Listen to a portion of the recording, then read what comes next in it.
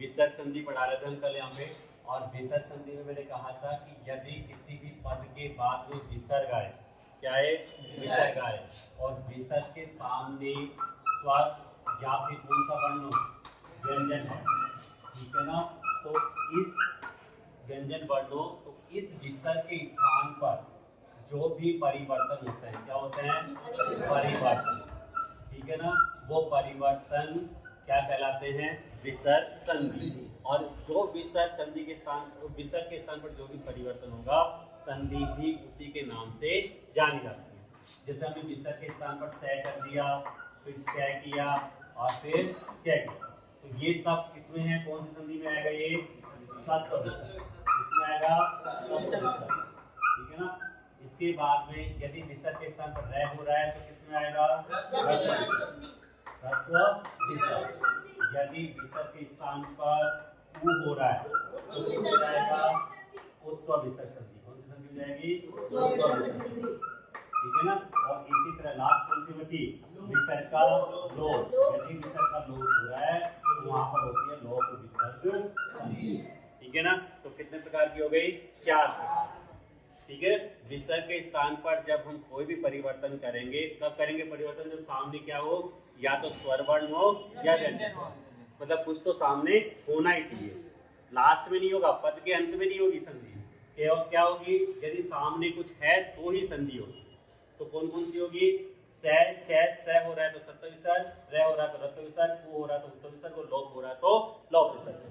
Clear यहाँ तक, ठीक है। और सबसे पहले बात करते हैं सत्व विसर्ग संधि। कौन सी संधि की बात करते हैं, सत्व विसर्ग, ठीक है ना। पिछली क्लास में मैं ये सारी चीजें पढ़ा चुका हूँ, लेकिन मैं रिवीजन करके तुम्हारा भी रिवीजन हो जाएगा, दूसरों के काम हो जाएगा। सत्व विसर्ग संधि मतलब विसर्ग के स्थान पर क्या परिवर्तन करेंगे हम यहाँ पे, सा, क्या परिवर्तन करेंगे, सा, इसीलिए संधि का क्या नाम है, सत्व विसर्ग। क्लियर यहाँ तक। आप देखो कि विसर्ग के बाद, किसके बाद, विसर्ग के बाद यदि किसी भी वर्ग का पहला दूसरा वर्ण, किसी भी वर्ग का कौन सा वर्ण, पहला दूसरा वर्ण, या फिर श, श और स, ठीक है ना, इनमें से कोई भी वर्ण होगा, या तो पहला दूसरा वर्ण होगा, या श, स और स, ये वर्ण होगा, तो इसके स्थान पर, किसके स्थान पर, इस विसर्ग के स्थान पर हम क्या कर देंगे, स कर देंगे, क्या कर देंगे, स कर देंगे, ठीक है। संधि हो गई सत्व विसर्ग। ये तो इसका क्या है, ये मूल नियम है इसका, ठीक है ना, ये मूल नियम, ये होता यही स है, ठीक है ना। कोई भी उदाहरण आएगा ना, से कौन सा होगा, ये वाला, लेकिन इसमें भी कुछ एक संशोधन कर दिए गए हैं, और भी सूत्र लग जाते हैं, और सूत्र लगने के बाद भी स्थिति इस से की जगह ये से भी हो जाता है, इस से की जगह ये वाला से भी हो जाता है, तो स्थिति परिवर्तित हो जाती है। तो वो कहाँ कहाँ होती है वो देखो एक बार, कि यदि विसर्ग आ गया, हम यहाँ पे क्या गया विसर्ग, विसर्ग के सामने यदि च, छ या फिर छ या श, ये मैंने कल पहले नंबर पे लिखवाया था, दूसरे नंबर पे, कि यदि विसर्ग के बाद में च, छ या श है, तो इस विसर्ग के स्थान पर हम डायरेक्ट ये वाला श कर देंगे। होता तो ये वाला ही है पहले, लेकिन हम डायरेक्ट कौन सा कर देंगे, ये वाला। उदाहरण मैंने कल दिए, जैसे मान लो उदाहरण दिया नी प्लस च, तो क्या बन गया था, क्योंकि विसर्ग के बाद में क्या आ रहा है, च आ रहा है, तो हमने क्या बना दिया यहाँ पे, ठीक है ना। इसी तरह एक और उदाहरण दिया था मैंने, राम है प्लस शेते, तो विसर्ग के बाद में क्या आ रहा है, विसर्ग के बाद में क्या आ रहा है, श आ रहा है, तो इसलिए इसके विसर्ग के स्थान पर भी क्या हो जाएगा, ये वाला श, तो क्या हो जाएगा, राम शेते। क्लियर ये चीज, ठीक है।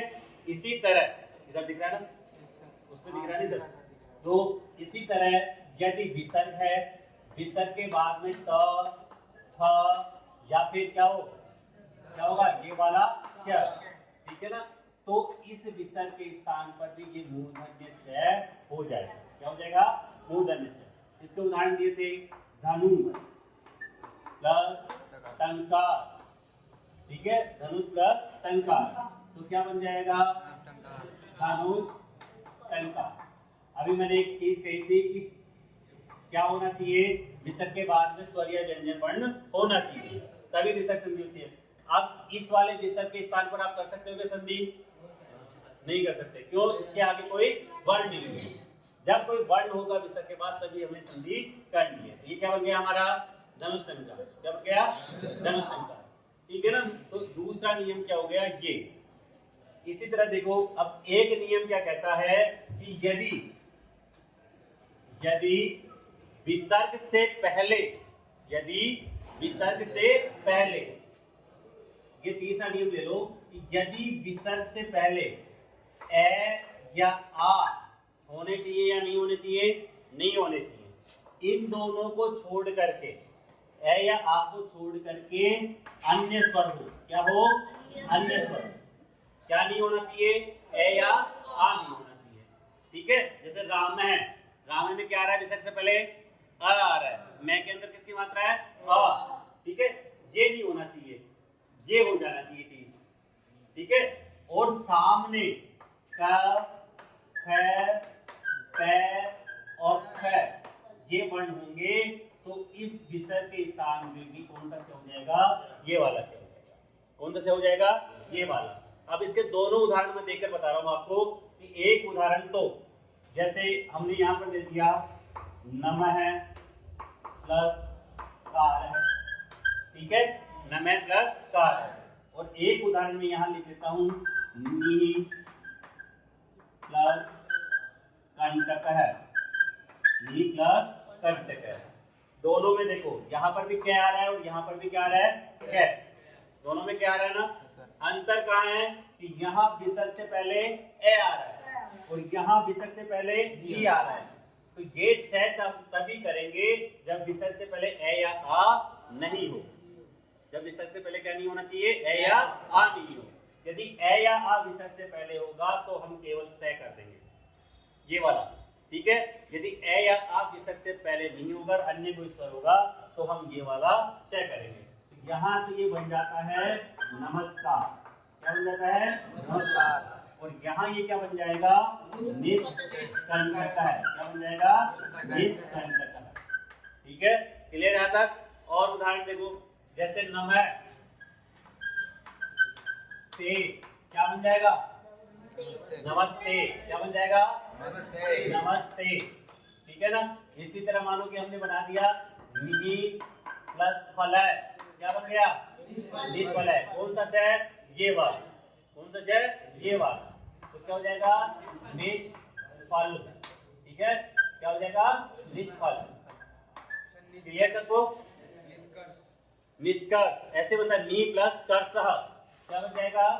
निहि प्लस कर्षः। तो क्या बन जाएगा? ये निष्कर्ष है। ठीक है। क्लियर है? समझ में आ गया सबको?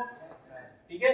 तो हमें ये ध्यान रखना है, यदि पहला दूसरा वर्ण आ रहा है विसर्ग के बाद तो हमें ये वाला क्षय करना है। लेकिन ये तीन नियम और ध्यान रख लेना, पहला, दूसरा और तीसरा। यदि पहले दूसरे के रूप में च, छ या श आ रहा है तो ये वाला क्षय कर देना है। इस क्षय को बोलते हैं तालव्य क्षय। कौन सा क्षय बोलते हैं? तालव्य। यदि ठ आ रहा है विसर्ग के बाद और ये मूर्धन्य क्षय आ रहा है तो ये कर देंगे मूर्धन्य क्षय। कौन सा क्षय? मूर्धन्य क्षय। और ये तीसरा है कि यदि विसर्ग से पहले ए आपको छोड़कर कोई वर्ण आ रहा है, सामने एक पहला दूसरा वर्ण के रूप में कै ख पै फ आ रहा है तो हम क्या कर देंगे? मूर्धन्य क्षय यहाँ पे कर देंगे। इन तीनों क्षय को देखो, इसको बोला जाता है तालव्य क्षय।